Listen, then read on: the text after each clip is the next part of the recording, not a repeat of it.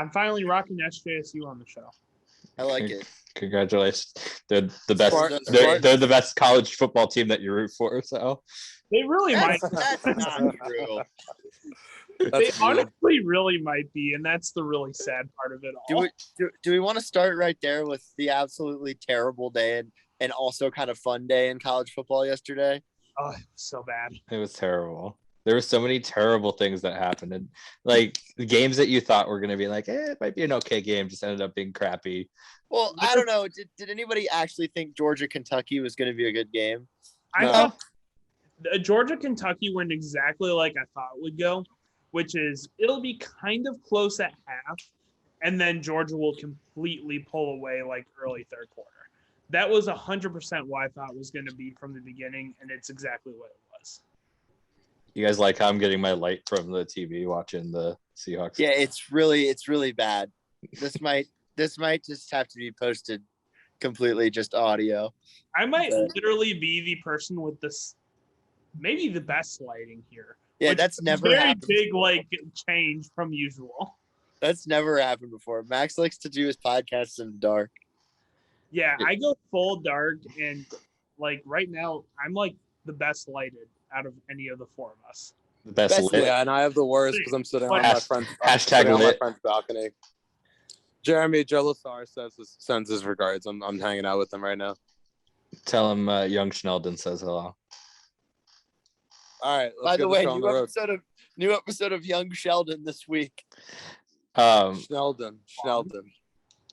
So I guess we'll start with college football because yeah. So Georgia wins. They're still number one team in the country. Alabama proves that they're probably still really close to Georgia. Not the same Alabama team. I'm gonna keep saying that. Jesse's gonna keep saying. They're not gonna make playoffs. Jesse keeps saying that they're gonna somehow lose 3 games this season, which I just no. They're not gonna lose. They're not gonna lose 3 games, but they're gonna lose 2, and then I don't believe that they should be in the playoffs. In the playoff with 2 losses. Alabama could lose the rest of their games, and I'd still think they should be in the playoff. For the record, that's a terrible take. So just saying. And ASU could lose the rest of their games, and Jesse would think that they still have a shot at going to the Rose Bowl. No. That was one of your worst takes for sure. I don't know what you're talking about. But no, I still think they're gonna go to the Pac-12 championship game. I haven't changed my opinion on that. They could go 5-7. They could lose out. Come on, Jesse. They could. Their remaining schedule is so easy. Max, U of A lost 34-0 to Colorado yesterday, and what I'm telling you right now is that I have no confidence that ASU can beat that team still. I think ASU is going next. I do zero confidence.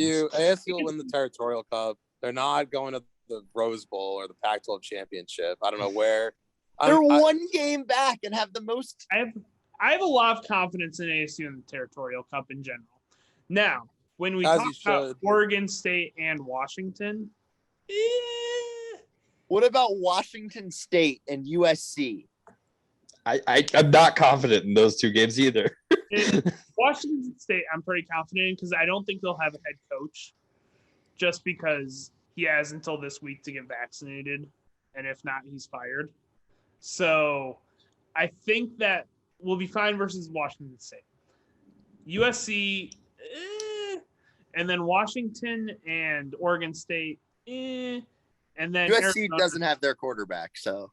Jesse, I think you got to take the maroon and gold pajamas off and realistically assess this team because I don't think they're Pac-12 South title worthy. I still think, by the way, that this is an 8-win team, and that's a compliment. I've said all along that this is a 7-win team, and yesterday was when I came out with the take that they could lose out. Okay, but an 8-win team in this Pac-12 South could make the Pac-12 championship game. In theory, yes, but I don't know if it will happen. But I do think this team is going to go 8-4. Whatever happens beyond that happens, but I don't know. Also, they're missing a lot of their good players right now. Come on. Don't make excuses. Zach, how did it feel for Penn State to just have a nice week off this week and, drown in their sorrows? They finally weren't subject to the chaos. Instead, they got to watch Iowa get embarrassed at Kinnick, which in their defense makes Penn State's loss look worse. But I think the consensus among most rational college football fans is that Penn State wins that game and Clifford stays in. Their season so goes Clifford, so goes the season. If he's not back for Ohio State, they're not winning in Columbus. They're not making playoffs. They're not winning the division. So everything is still in front of them. If Clifford's healthy for Ohio State, if they go to Columbus and win, they're probably going to Indy. If he's not and they don't, c'est la vie. So I think if anything, last week proved that to be the case. This week proved Iowa to be fraudulent. Like I said, right after their win over Penn State, and I still maintain, but it was nice to have a break from the chaos because Penn State jumps right back into it. Pretty much from October 30th through the end of the season, every game is very losable. If not, they will be dogs in at least a few of those games. So it'll be interesting. I have no idea who's going to make the college football playoff other than Georgia. And I think Cincinnati's going to get in, actually. I think Oklahoma's safe with Caleb Williams. Might be. Caleb Williams rises the stock of Oklahoma by like 100. Their defense, though. But that team is completely. No, wait, their pass rush is very good, and they have a good secondary. That's a bad take. That's a big. Whoa. Bad. I did not just hear somebody say that Oklahoma has a good secondary. They have been good this season. No. They have one of the worst secondaries in the country. I mean, they invested. But here's what I'm going to say. They're still going to make the playoff because every other Big 12 team also has a terrible defense and a terrible secondary, and Oklahoma can outscore all of them. Here's my thing. They have a good pass rush. They got a kid that went to my high school, Nick Benito. Very good. They do have a very good pass rush. I'll give you that. They have. Oh my God, you and the South Florida high school players, just get off your knees already, Jeremy. Can I say something? Say it. I think we just have a huge problem in college football. And I think that none of these conferences are any good because if you just look at it, the Pac-12 eats each other up. Big 10 kind of does the same thing. Big 12, nobody has a defense. SEC, too top heavy, and ACC just doesn't have any good teams. Well, the issue with the Big 10 is, and this isn't the issue every year, it's just the issue this year because Wisconsin is bad, is the Big 10 is very imbalanced where extremely imbalanced. The best teams are all in one division, and so they all eat each other up. Penn State, Ohio State, Michigan, and Michigan State are all in the same division. And that is really hurting the Big Ten. And it's really going to hurt them going forward because none of those teams have played each other yet. So, the last 5 weeks of the Big Ten are going to be super fun because all those teams are going to play each other. And we're going to have some really fun matchups. But they're all going to cannibalize each other. So, in the end, it's just going to be who can survive that gauntlet of teams. Because I genuinely believe Michigan, Michigan State, Ohio State, and Penn State are all really good teams. They all have really good defenses and all have competent offenses. Ohio State having the best offense but the worst defense. And so it kind of evens out overall. And so that's the issue with the Big Ten is the four best teams in the conference, and I'm including Iowa in that. I think Iowa is the fifth best team in the Big Ten. So the four best teams in the Big Ten are all in the same division. And that really, really hurts the Big Ten overall. To your point, Jesse, about the ACC just not having any good teams, I think you can make a strong argument that the American Conference is better than the ACC this year. Here's where I'm going to come to. I think it is. I mean, it's clear cut to me. Wake Forest is the best team in the ACC this year. No, they aren't. And here's where I'm going to come North Carolina State is. Here's why I'm going to come to a disagreement. Okay, same school. Here's why I'm going to come to a disagreement with both of you and overall. Pitt is the best team in the ACC, and they are a team that's going to separate themselves because Narduzzi is a fantastic defensive coach. He's one of the best defensive coaches in the country, and they have a serious quarterback in Pickett. They finally have a quarterback. Pitt does. And that's like the thing that's been holding them back is usually they have a quarterback who throws like 7 for 21 for like 64 yards and 2 interceptions. Like now they actually have somebody who can throw the ball. And so I actually do genuinely believe that Pitt is a really good team.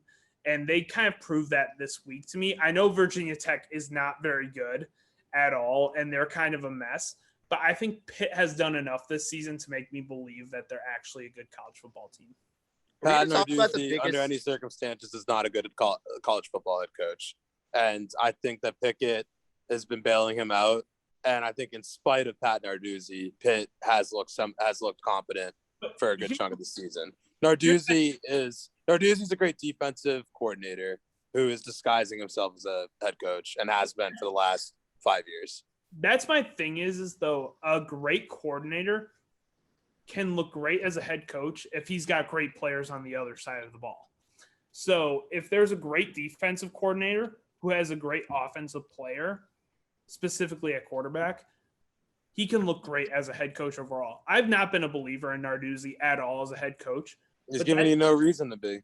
But that dude can coach the hell out of a defense. If he's got a playmaker at quarterback who can really throw the ball, that team is a lot better because of it. This is a lot of Pitt talk. I'm just gonna say They're one good. more thing. I think they're good. I'm gonna say one more thing on the Pitt talk. Kenny Pickett looks like every quarterback in a high school football movie. I don't disagree. He does. Jeremy, did you say NC State before? Because they also have Florida high school kids that you like. Your third cousin. No, I with them or something in the 7th grade. They're just ranked, so I just said NC State because they're ranked. NC State. I figured your cousin's brother's aunt once got pizza with the starting D end at on A1A. Jeremy, today I get a text from him about the NFL game, and he's like, Jesse, N'Keal Harry made a good block and a touchdown. He did. It was a really good. He set the edge. It was great. Yeah, and I they win the freaking game. And I texted him back. He's just an undersized tight end at this point. Yeah. He's just an undersized offensive tackle at this point. They just put him in on running downs. It's great because he's not getting the ball. He can kind of block, but. But no, we're probably ignoring. Speaking of coordinators that have looked good with offensive players on like that are competent, or just players that are competent. I don't know which coordinator Edo was, but Edo, he's gonna coach the rest of the season, but mutually parting ways. Have you guys read the Athletic article yet? I read the entire. Jeremy, of course, did not. Max, there's no way I'm reading that. I don't know. Jeremy's too lazy to read something like that. Come on. I don't even have an Athletic subscription, so borrow mine. I would give you screenshots, Jeremy. Give me your password. This was like 5,000 words That's longer than Jeremy's ever read in his life. It's 100 words longer than I would be comfortable with reading. It's like one of the best written articles I've read in a while. It's fantastic. It gives you a lot of insight very good. That I really had no idea about. I thought Ed Orgeron had like a long-term wife. I didn't know that he was like trying to that he was hitting on wives of the administrators. Yeah, that were married. Sometimes they're small communities. Sometimes, especially Baton Rouge. Yeah, probably. Also, just a FYI to any other guys that are trying to date out there. You look like you work out. Not a good way to. Not a good opening line there. That comes off a little more creepy than it does. Like you're attractive.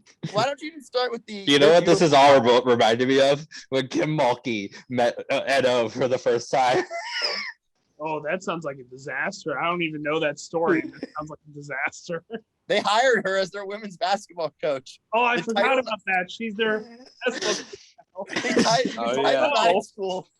The school with the Title IX investigation hired Kim Mulkey as their women's basketball coach. Oh no.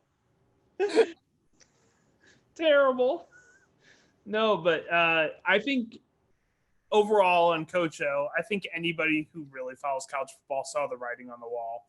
They knew Coach O was gone from minute one, basically, of this season. I mean, from the time they lost to UCLA, he was on the hot seat, and it never got better throughout the season.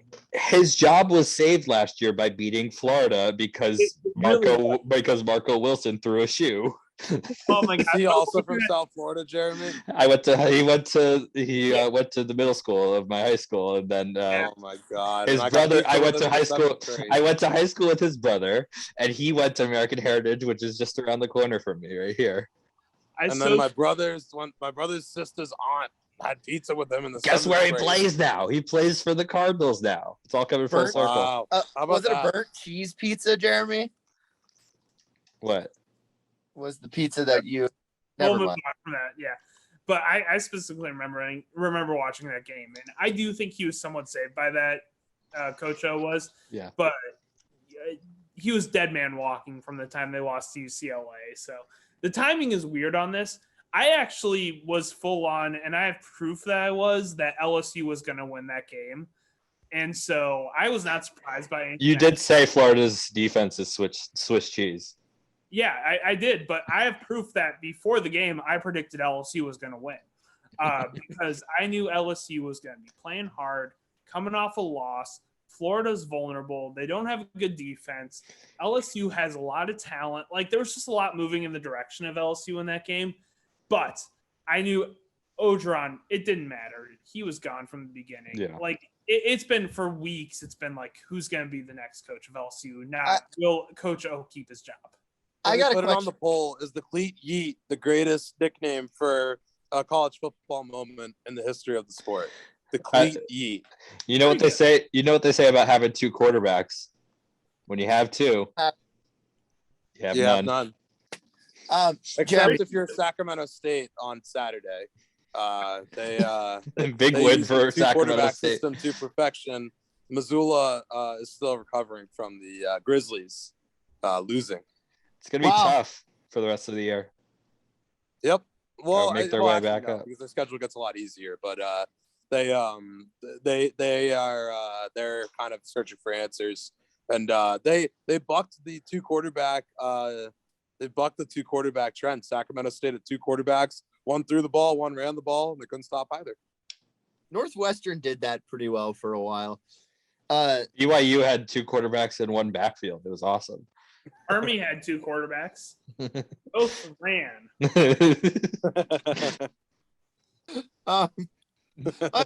Georgia Tech did the same thing.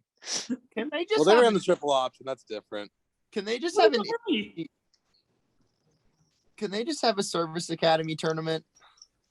Hey, here's what I'm gonna say: Wisconsin versus Army was a fascinating college football experience to watch. Not gonna say it was entertaining, but it was fascinating.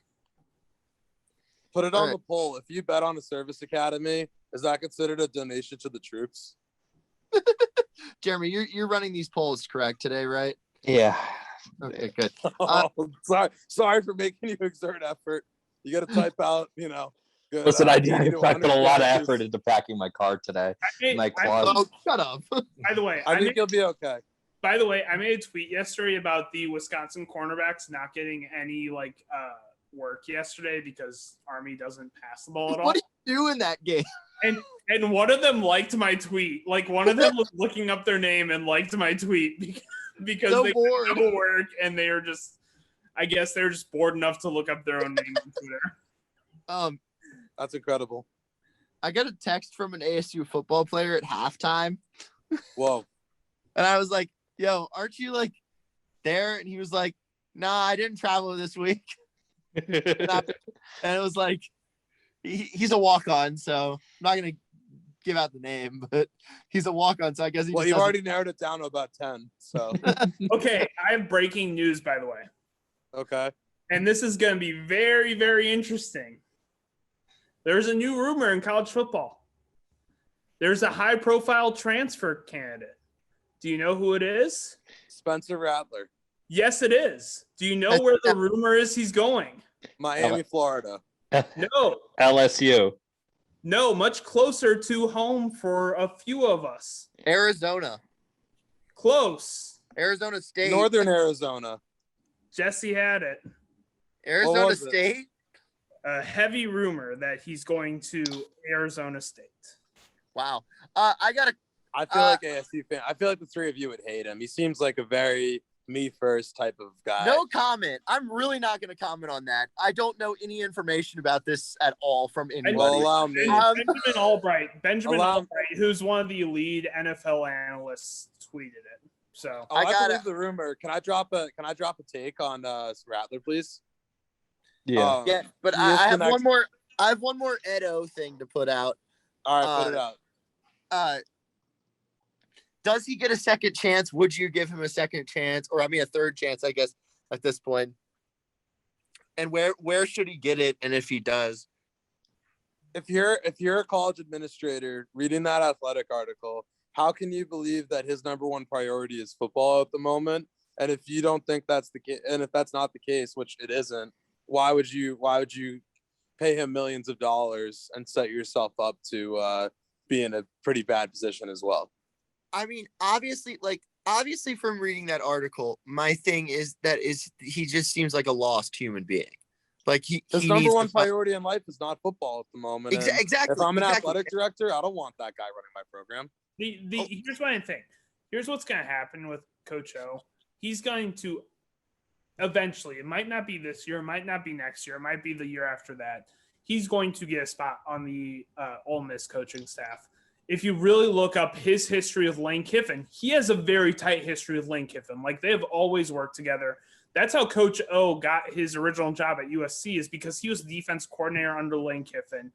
He almost gave Lane Kiffin his first offense coordinator job at Ole Miss, actually, because when Coach O got hired at Ole Miss, he wanted Lane Kiffin to come with him. Those two have always been tight. They're on the same USC staff together back in the Pete Carroll days. They worked together at USC. They worked together at Tennessee. He was his defense coordinator at Tennessee, Coach O was, for Lane Kiffin. I think eventually Coach O will end up on that Ole Miss staff. I don't know what capacity it will be, but it's a very Lane Kiffin move. It's a very savvy move. It's a very big attention move. It'll grab a lot of headlines. And it's a very like Ole Miss 2021 type of move to bring Coach O onto that staff. So I think that's his next job. I just think I just hope nobody hires this version of Coach O. Like, he obviously needs help. Mm-hmm. Somebody needs to he needs therapy or something like that. That's what comes off to me. Yeah. So, I think the biggest story of Saturday that we're not getting to yet, Zach has something that he wanted to say. Okay, go ahead. Oh, it's very quick. Spencer Rattler is the next Tate Martell. Never going to get anywhere. I think QB1 pollutes these kids' minds. It's very entertaining for us common folk, but it pollutes these kids' minds. They're already told they're the next biggest thing since Thomas Edison. And then when you put them on a TV show like that, it just pollutes them even more. The mentally tough ones and the ones who are humble can get through it. The Spencer Rattlers and Tate Martells of the world can't. Spencer Rattler is Tate Martell 2.0. They're saying that Spencer Rattler will probably sit a year while Jaden Daniels finishes out his career at Arizona State. That sounds very, very un-Spencer Rattler-esque. That literally makes zero sense for Rattler. Why would he ever do that? That's what the guy that you just said that tweeted the thing about Spencer Rattler going to Arizona State said. Especially in this age where you can get instant eligibility for you kind of just inventing reasons. Did they just get rid of that anyway? I honestly thought from the beginning with Rattler, though, why wouldn't he just go to U of A? If you're bad, they just makes sense. If you're bad, they just blame it on U of A being bad. If you're good, it's like, oh, wow, you were good at U of A. That's amazing. Plus, you work with a coach who's been a quarterback coach in the NFL for years. Yep. I mean, I don't know why you honestly don't go there. It's kind of a no risk, all reward type situation. Yeah. Spencer Rattler, I'm just going to say this. Spencer Rattler coming to Arizona State would be terrible for his career and terrible for Arizona State. Spencer Rattler would not work at ASU at all. No. Him No. and Herm would not work together in any way. Also, just like Spencer Rattler doesn't need to come to a school with a bunch of scandal around it at the time. That's not good for Spencer Rattler. That's very, very true. That's not good for Spencer Rattler. I don't want him at Arizona State because I do root for people. I am big on second chances. You know, I want people to succeed. I don't want people to fail. I think a lot of people in our society hope people will fail. But, you know, like, I think a lot of people were very excited about the Gruden thing. The Gruden thing made me sad. So I think there were people that are like, oh my gosh, we got him. And for me, it was like, wow, this guy was lying to my face for 10 years. That sucks. So. Just another reason not to trust people was kind of how I came away with that. Is that a perfect segue in NFL talk?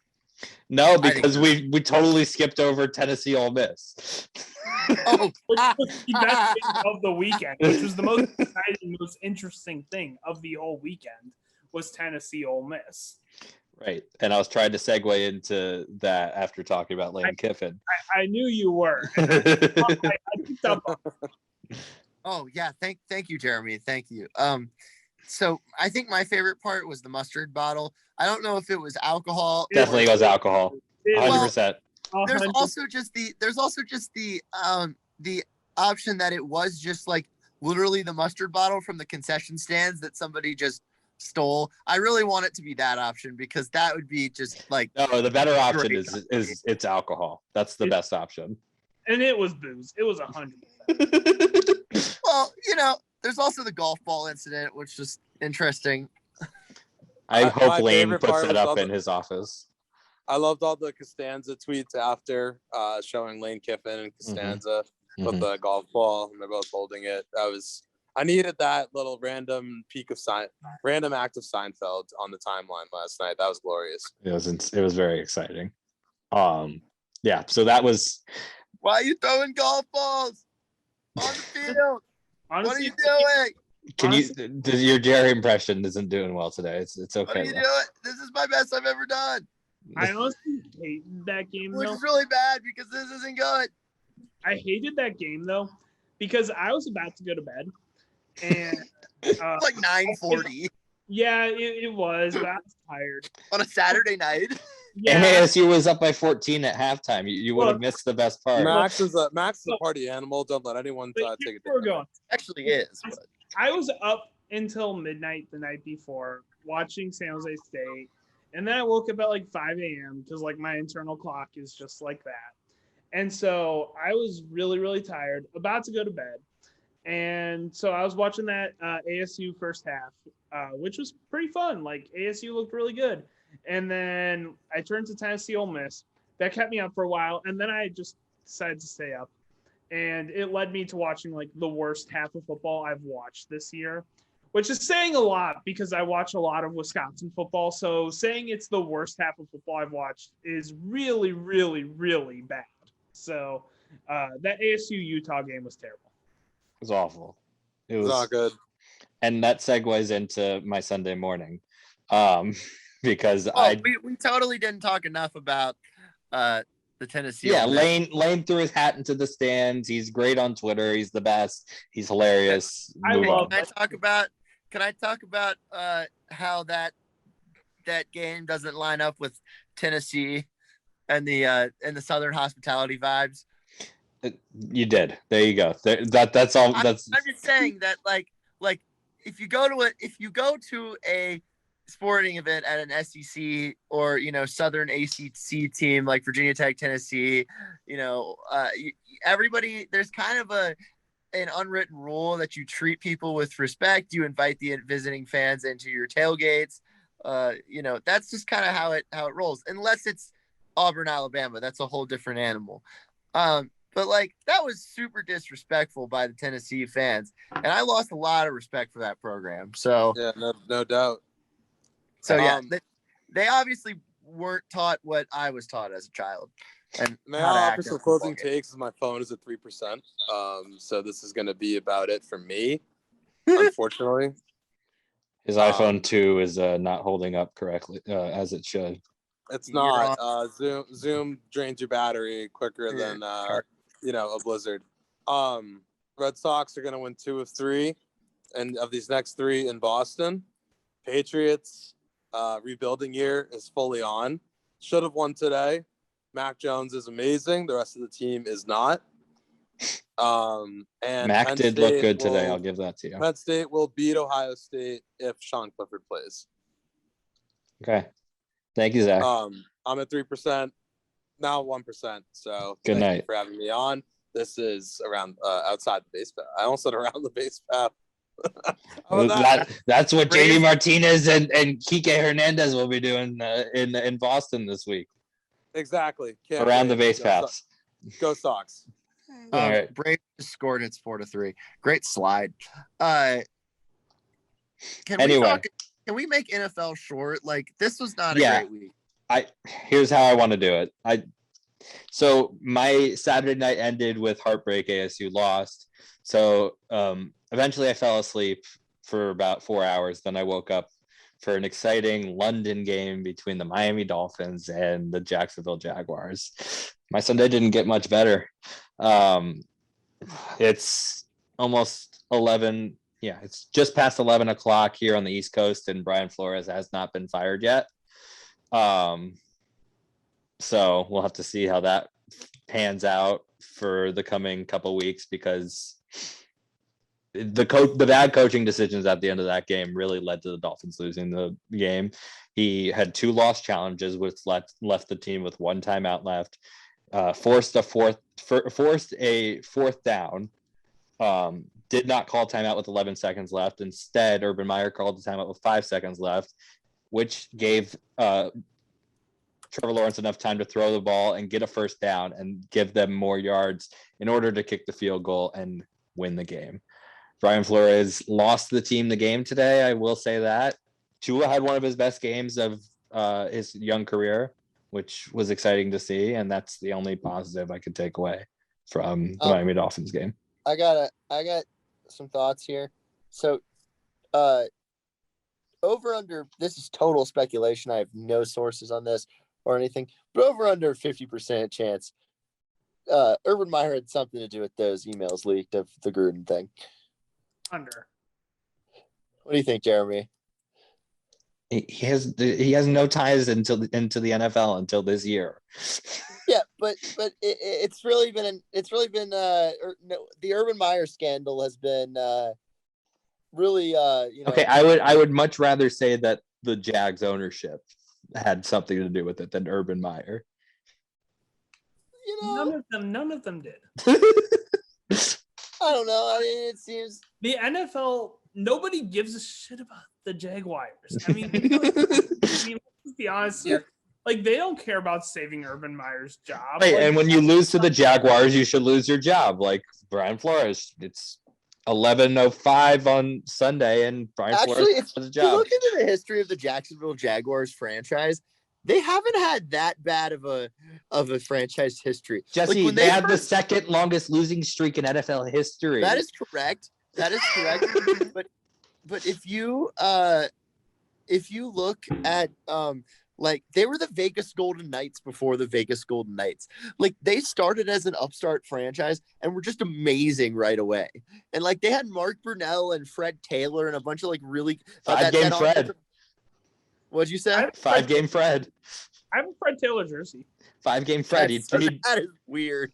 5-game Fred. He'd be amazing for the first 5 games of the season and just be the rest of the year. Okay, well, they something happened because they were like 14-2 for like a couple of years there in the late 90s. So yeah, I don't know if Jacksonville should have an NFL team, but I think they should probably move to London because, man, those fans showed out today for the Jacksonville Jaguars. But a lot more Dolphins fans there. But that's not true, Jeremy. It's just not true. Did you watch that game? I watched that game. It's like a Jags home game. What are you talking? Why do you just lie to yourself about sports? Anyway, because nobody cares sad. about no one cares about what the fans in London say. But just like generally, outside of cities that have two teams, so New York, LA out of it, are there any teams that are closer to each other than Tampa Bay and Jacksonville in the NFL? I don't think so. The Ravens and Washington. Okay. They're like 45 minutes apart. But those are both Their like pretty big, stadiums. those are both pretty big stadiums or cities. So like the thing is like Jacksonville and Tampa are way too close to each other. And Tampa is obviously, if you're going to be an NFL fan right now and Tampa's 4 hours away from Miami. still, that's really close by NFL standards. Plus being in the same state definitely changes things. Yeah. So like if you're in Central Florida right now, why would you be a Jacksonville fan? Why wouldn't you just be a Tampa Bay fan? Like, If you live in Jacksonville, that's about like it. I mean, it's really it's Northern Florida's team, like Jacksonville. They got a good are they, or are the slogan. Falcons Northern Florida's team? I feel like the Falcons might be. They got a good slogan. I don't know what it means, but Duval sounds cool. Duval, yeah. It's Also- I don't know. Also Cleveland, aren't Cleveland and Pittsburgh like really close? Like No, it's Cleveland and Buffalo. Cleveland and Pittsburgh are very close. Cleveland doesn't fly to Bills games. They take buses. okay. Yeah, I mean, I fell asleep after the Dolphins game because I was too depressed. So Well, the Rams won by a lot. congratulations, you have a team that won Chiefs got back on track in front. on Fred Taylor Day. No, Sean Taylor Day. The Chiefs got back on track. Sorry, that's my fault. We were just talking about 5-game for the Washington football I'll team. take a walk. I'm glad they retired his number. That was nice. It wasn't as much of a PR move as a lot of people made it out to be, because this was his family kind of confirmed it was. His brother did. Well, yeah, maybe, but they also I am not going to reveal my source here, but I know that I talked to a former player and he said that he had gotten an email about it like weeks ago. So About what? about the jersey retirement of Sean Taylor like weeks ago. I was told about that this week. Yeah. So like it was a PR move, I think, overall, but it wasn't like a PR move specific to Gruden and that stuff. It was just it was kind of a PR move,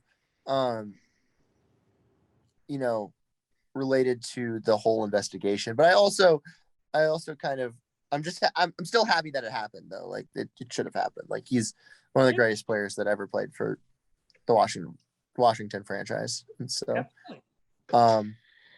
but yeah, the Chiefs got back on track. Nothing like getting back on track, like going into FedEx Field. Also, nothing like losing some players going into FedEx Field. I don't understand why I still buy into their propaganda sometimes. They said they resided the field, which they did, but like obviously it just isn't working because a guy just tripped over the grass and like probably tore his Achilles. So I haven't heard anything since I saw that injury, but he was carted off the field. And so that stadium, that team sucks. Oh yeah, and the Cardinals are really good. Cardinals are great. Also, I don't want to get into this fully yet, but Jesse still continues to tell me that Jimmy Garoppolo is a better quarterback than Kirk Cousins, and I just I don't think it's even close. I think Kirk Cousins is like miles ahead of Jimmy Garoppolo. I don't think it's even close. And I totally agree with you, Jeremy. And Kirk Cousins just had another great game today and won the game for his team, brought him down the field, and dude, it's a good team. Like literally, this is Kirk Cousins. Kirk Cousins is number one, just a very annoying person. Like, I mean, I don't care about that. He's just a better quarterback than Jimmy Garoppolo. That's all I'm saying. Well, this is the timeline of Kirk Cousins' career. He gives a "you like that" after beating a crappy Tampa Bay Bucks team coming back, having to come back. You like that. You like that. Okay. And then he goes to the Vikings and is the exact same thing he was again in Washington, which is again beating all the bad teams and not beating any of the good teams. And then last year when COVID first started, he said that he would be happy, that he's excited to play in front of no fans. So lame. Like, literally the lamest guy ever. And then he said, I don't think that has anything to do with his play on the field. It has nothing to do with his play on the field. I don't know about masks. And then he was like, this has nothing to do with his play on the field. Not a great leader, which affects the rest of the team.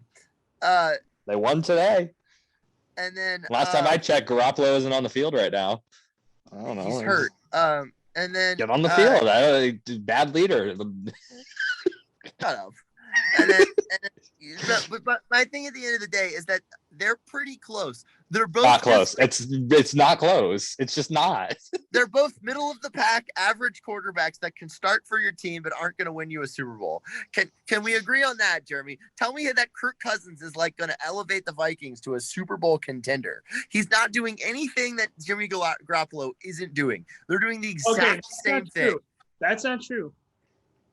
Kirk Cousins has a lot stricter COVID protocols than Garoppolo, so he has to do a lot more than Garoppolo. I say that if Kirk Cousins were on the Rams right now, they would probably have the same record that they do. Okay. You know, hey, shout out Kirk Cousins though. He's the anti-vaxxer that okay, but I still follows the rules. I take issue though with Jeremy saying that Kirk Cousins is equivalent to Matthew. I didn't say he was equivalent. I said they'd have the same. I said he can do the same things, Matthew. Right? They throw for the same amount of yards. No.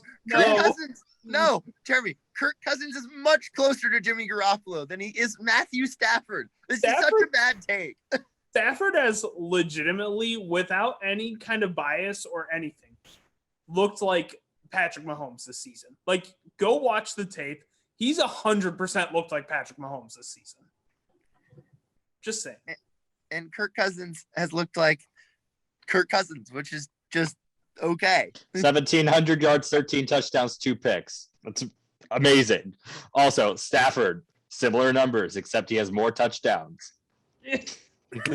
Similar numbers, except he's thrown for more touchdowns. 3 more touchdowns. He's thrown for 3 more touchdowns. Why is the 20? Which is almost 1 more per game. I'm not saying. Listen, I told you they're similar. Like Stafford's better, way better. Okay, way better. But if he were on that team, he would be doing similar things. I do think Kirk Cousins would be good on the Rams. I'll say. Okay. Jeremy, I don't think they'd be as dominant as they are right now, but I do think he'd be good. Jeremy, let's. I could debate that the Vikings. I'm not talking about last year or the year before. No, because you're gonna go down the list of last year and the year before that and the year before that. I don't want that. I'm not. You didn't even know what my point is gonna be. Let me just say that the Vikings and the Rams have very similar like talent levels. What? Like they both have like. No. Let me finish. The Vikings have a step up on the running game. What? No, they don't.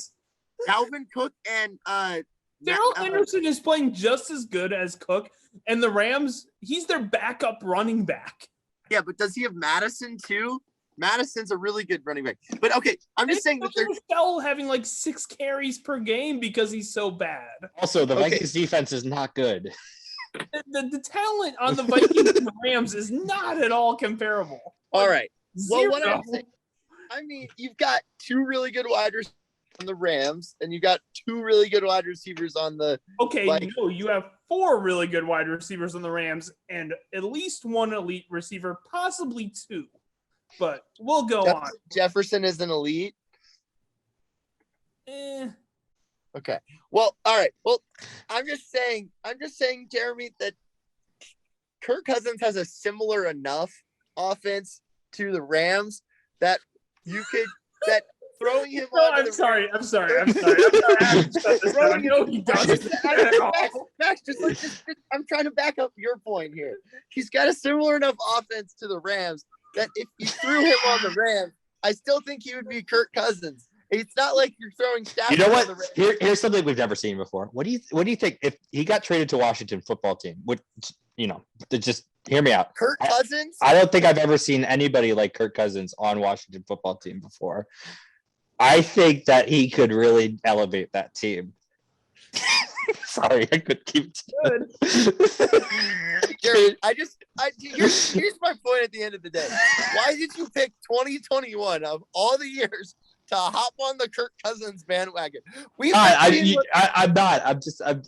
I just think that you think that you're just going out of your way like every week to bring up this Kirk Cousins argument. Because he's not better than Jimmy Garoppolo. It's like not close. Who cares? This is what I'm trying to say, Jeremy. Who cares? They're both like middle of the pack, average quarterbacks, again, who aren't really going to win a Super Bowl. No, that's true.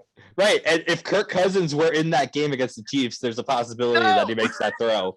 There's a possibility that he makes that throw. 100% possibility, actually, that he makes that throw. Yes. Yes. No. Kirk Cousins at his best is really, really good. The problem is Aaron Rodgers level, like at his best. That happens twice a season. That's also true. It's just such a stupid argument. Like, I'm just tired of having the argument between who's the better average quarterback, Kirk Cousins or Jimmy Garoppolo. It's like he makes that throw if he's in that Super Bowl against the Chiefs. Okay, he does. Cool. I don't care. That's all. I don't care about average quarterback versus average quarterback. You're arguing me like you do. That's all I'm saying. No, I'm arguing that this is stupid and we shouldn't be having it. I'm glad it's an interesting conversation. It's an interesting one. It's an interesting conversation. No, you know who is above average. Explain how this is interesting, Jeremy. Explain how this is interesting. Because one quarterback throws for over 300 yards every week, and the other one throws for like 150. Like it's just okay. What's he do? Okay. Here's what I will say.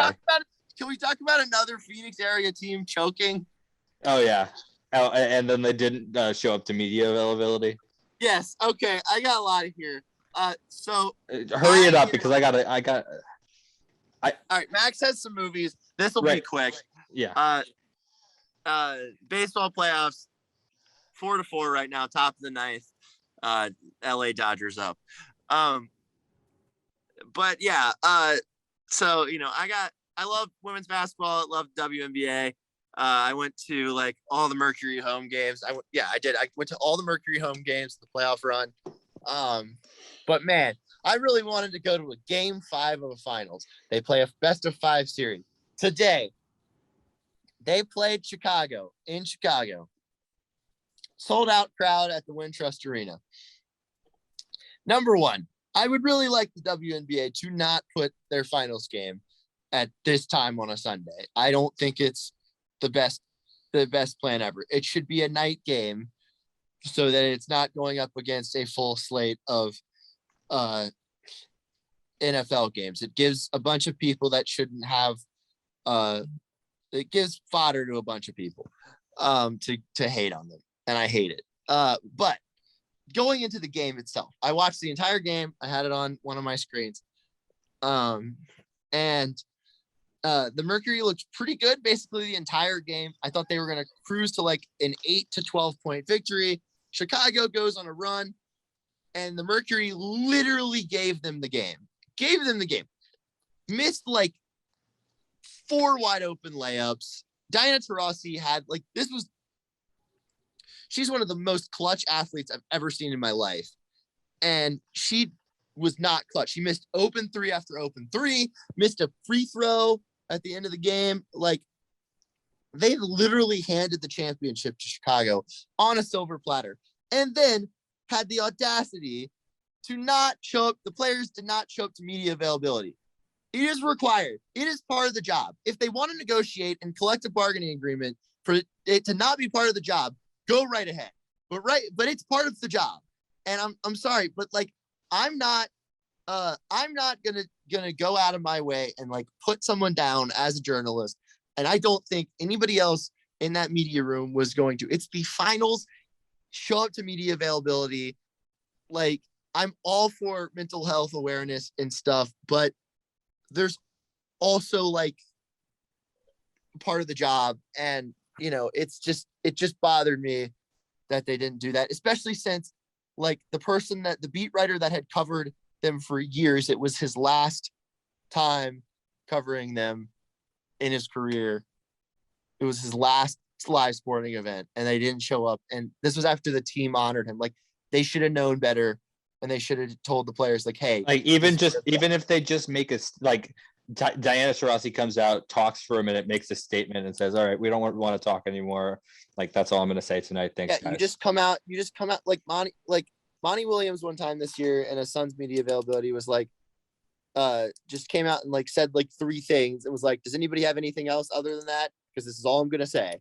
And then he went away. And that's something. It just bothers me that, like, I just feel like people don't give us any respect as journalists. Like, we have a job to do too, and your job isn't more important than ours. So I've got 3 things here. 1, congratulations to Vanderquigs winning a NBA or WNBA Finals. That's awesome. That's a really fun story. Who? Vanderquigs. Oh yeah. I was like, wait, I thought you were saying Vandersloot. I didn't know you were combining. That's awesome. Vanderquigs winning a finals. That's awesome. That's really fun. Yeah. 2, the WNBA reporters are not going to push players because everybody that covers the WNBA loves the WNBA, wants to elevate the WNBA, and will not make any players look bad, will not take any players out of context, will not push any players too hard on questioning. So that's number 2 there. Number 3, the Phoenix Mercury have some of the most high-profile players in the WNBA. Some of the biggest, probably the 3 most, other than Candace Parker, probably the 3 most high-profile players: Skylar Diggins-Smith, Diana Taurasi, Brittany Griner. If you ask people to name 5 WNBA players that don't follow WNBA, those players are going to be in that. Yeah, probably Brittany Griner and Diana Taurasi would be on that list. And Skylar Diggins-Smith, like, I know her because I watched her at Notre Dame, but like, I don't think a lot of people would. And that's kind of the point that I'm getting at, is at some point, especially in individual situations, I totally respect Simone Biles.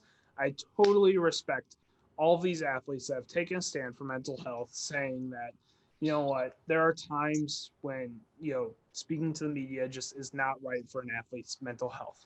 There are enough high-profile players, though, on the Phoenix Mercury that one of them can go out and answer a couple questions, because, frankly, I don't think a lot of people are very understanding of how serious a journalist's job is and how serious it is to get quotes and how important it is to get quotes after a game.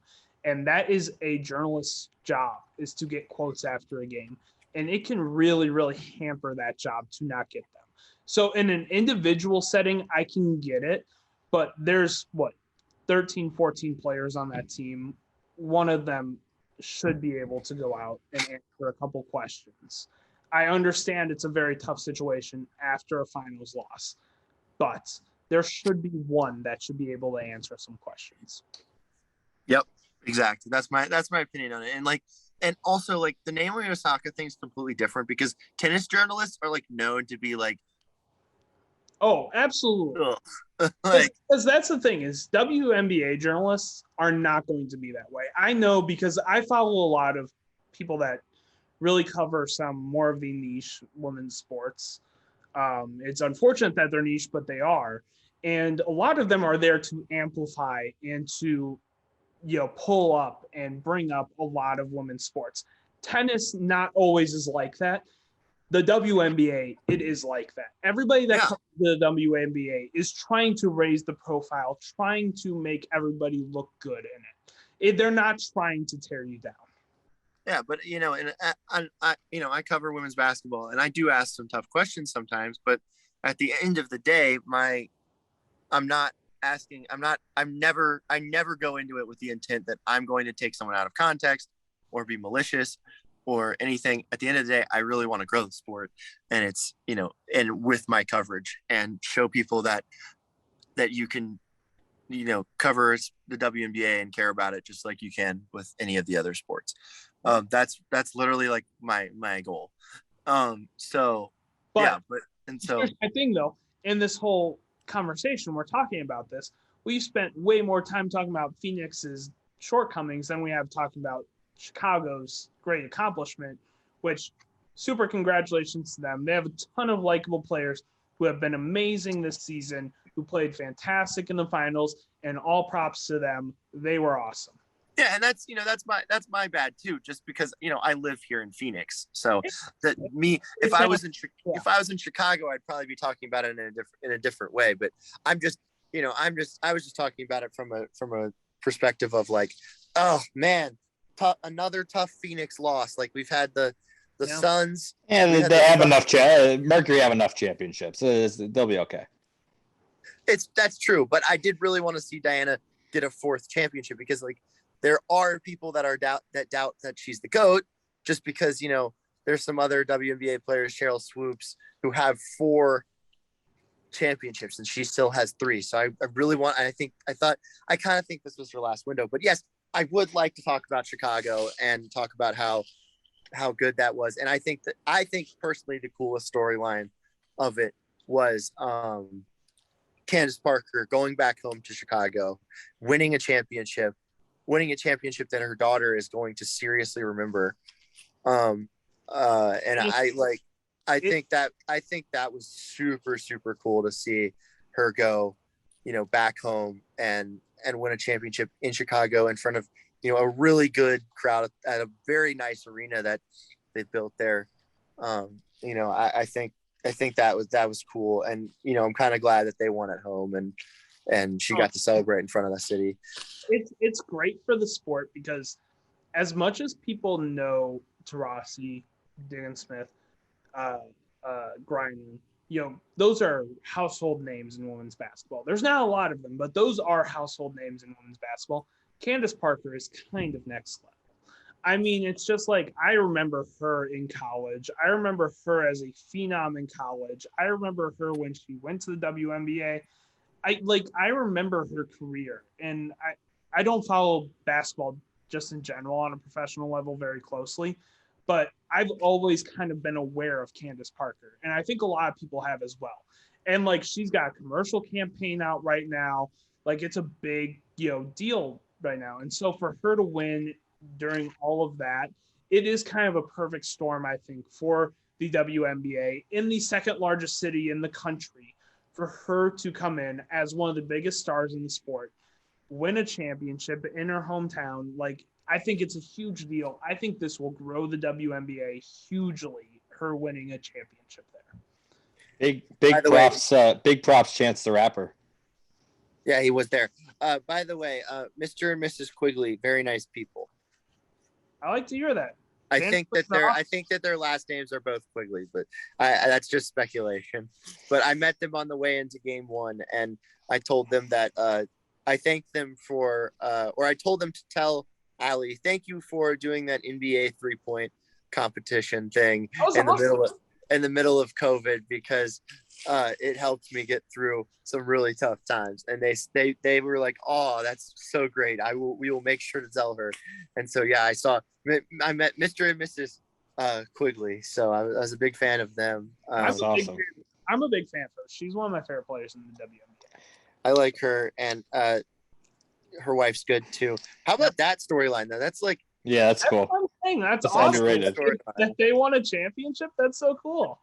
That's so underrated. That's a really cool story too. Yeah, we didn't even talk about that. It's got to be tough. It's got to be tough to like separate your relationship from. Has a married couple ever won a professional championship? I don't know. I'm not talking about worldwide championship because I know Ashlyn Harris and Allie Krieger on the U.S. women's national team won the World Cup together. I'm talking about like a major like sports championship in the United States. Has a married couple ever won one?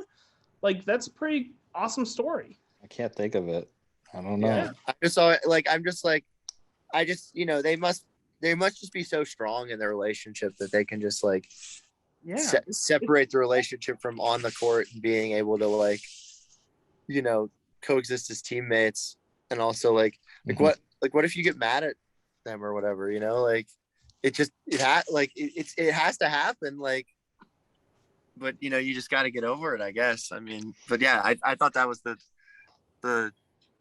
I don't know, I just thought that was That's gonna be like in the secondary stories. Like the top stories will be about Candace Parker and stuff, but like then you'll start to hear more stories about that relationship and winning a championship and what went into it. I guarantee we're gonna see some fascinating articles about it. So I can't wait for that. Yeah, and I hope that nobody hates. Come on. Agreed. Right, Max, go through your movies. Movies. Woo! Yay. All right, so I'm gonna run through and review a few, and then I'm gonna give some Halloween suggestions since we're in October, and since it's time. A lot of people like to watch movies in October because horror is a big deal. So, but first, I've got a movie review, by the way. Why don't you go first on movies? I have to go. Okay. I have to go, guys. Okay, well, been doing this for way too long. This show's only been like an hour. I have to go. I have to wake up in a few hours. You'll be all right. Can you guys finish this without me? I would prefer not to, because you're gonna find this funny. We're wasting way more time doing this. Exactly. I forget the name. Oh yeah. I went, like, I know it's been out for a few weeks now, but I had some time to kill, and he's really old, but he's still a legend. So I was like, okay, I'm gonna go see Clint Eastwood's Cry Macho, and it wasn't the worst movie I've ever seen. Ooh, ringing the best. What'd you say? Ringing endorsement. It wasn't the best movie I've ever seen. Clint was kind of good and kind of endearing, but He's usually good. He's a really good actor. Yeah, but here's the thing about Clint these days. He's old, so like there's not much he can do in a movie. So he kind of just drives. Yeah. I think that's what happened in The Mule. But he just drives. And I also think, I don't know if it was shot there, but I also think he just really likes to like go to Mexico. So he's making movies where like that's a part of it. And he kind of had there was a Clint Eastwood kissing scene, which was odd. And like, it was just a weird movie. And Dwight Yoakam, terrible actor. Do you know who Dwight Yoakam is, Max? No. Like a late 80s country music singer that was more like rockabilly, kind of, sort of. Like, he was considered good looking for some reason, my parents tell me. But yeah, he was in another movie, and I think that was like well critically acclaimed. I forget the name of it, but I think it had the guy from, I don't know, I forget his name. But yeah, I've spent enough on this movie. It was weird. Clint should probably retire, but yeah, hats off to him for still getting out there. Yeah. A lot of Clint movies are just summed up by, it was weird. Like The Mule was really weird. Like, that's one of the weirdest movies I've seen in years. So I don't know how it, like, I don't think it's always the best idea to put a 90-year-old in charge of a movie. Very true. Like, there's just going to be some things that they miss. That's true. All right. Well, I'll go on.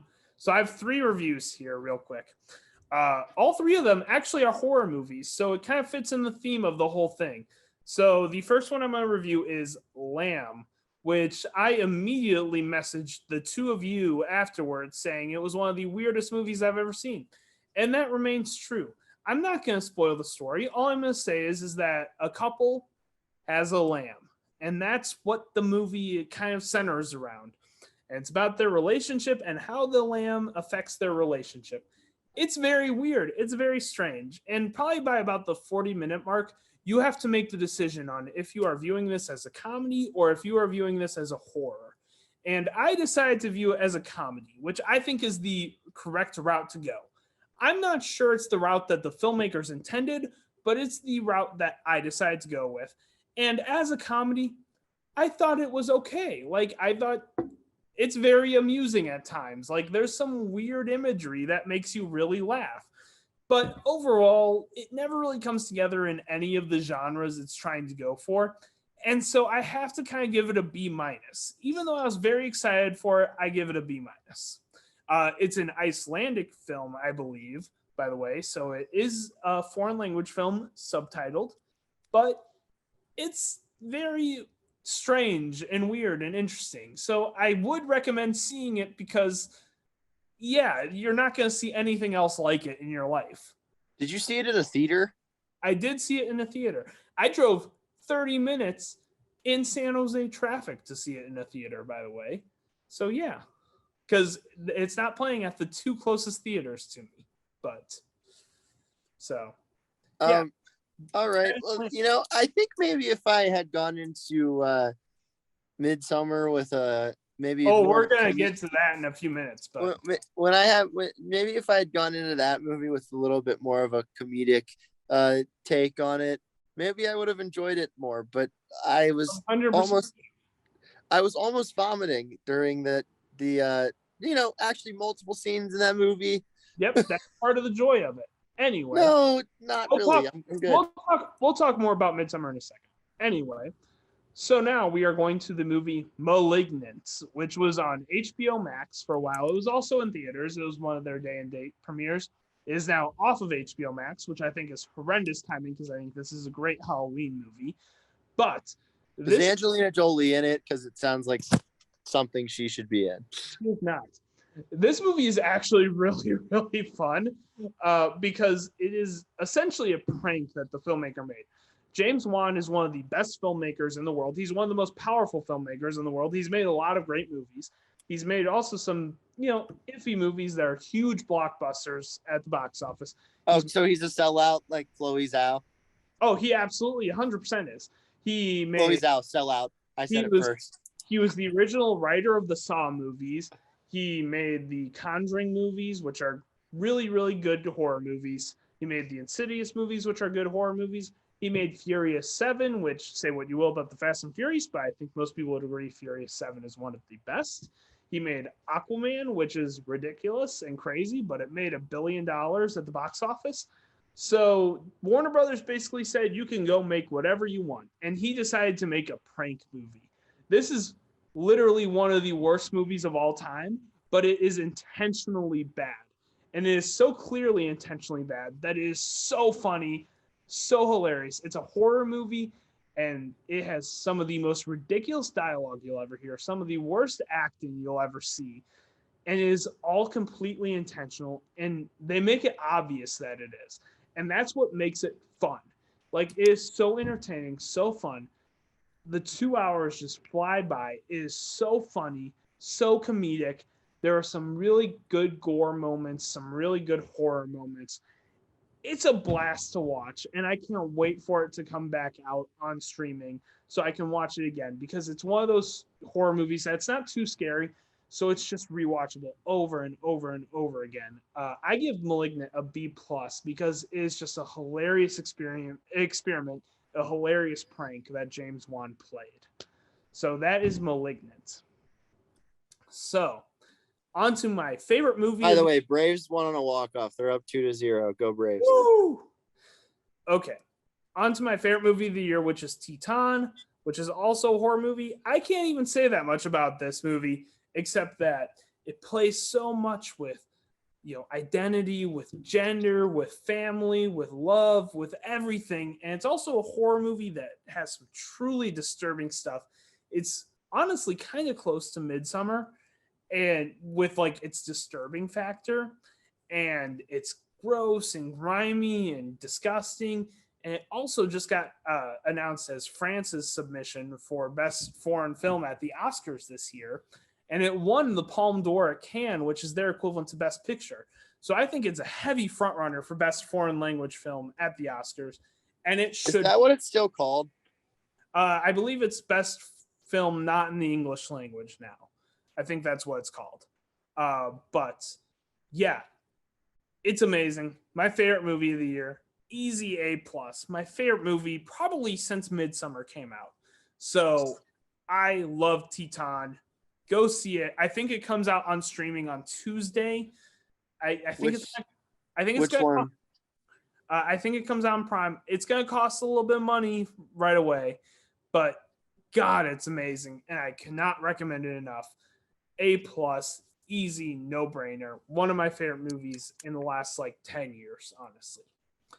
So now to round out my movies segment here, I'm just going to give a quick rundown of my 5 best movies to watch on Halloween night, because Halloween is a huge movie day, a lot of horror movies, a lot of thriller movies and stuff.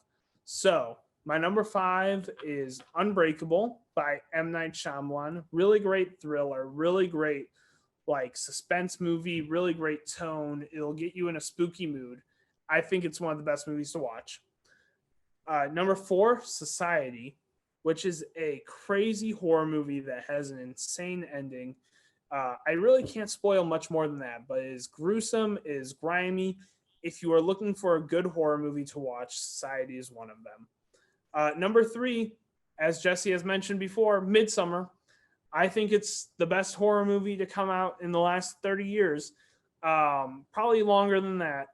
It is an amazing horror movie. It is so fun to watch. It is such a great drama. It is such a great family drama.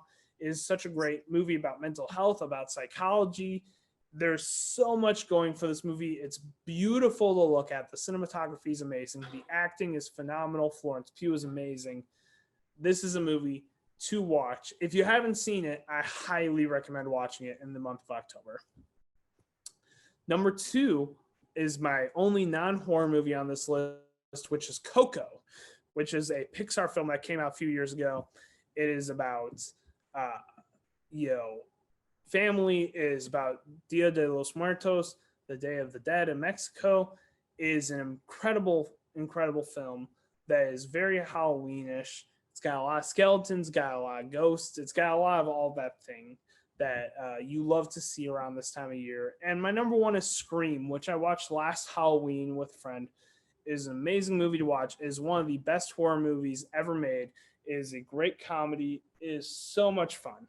So that is my last horror movie to watch.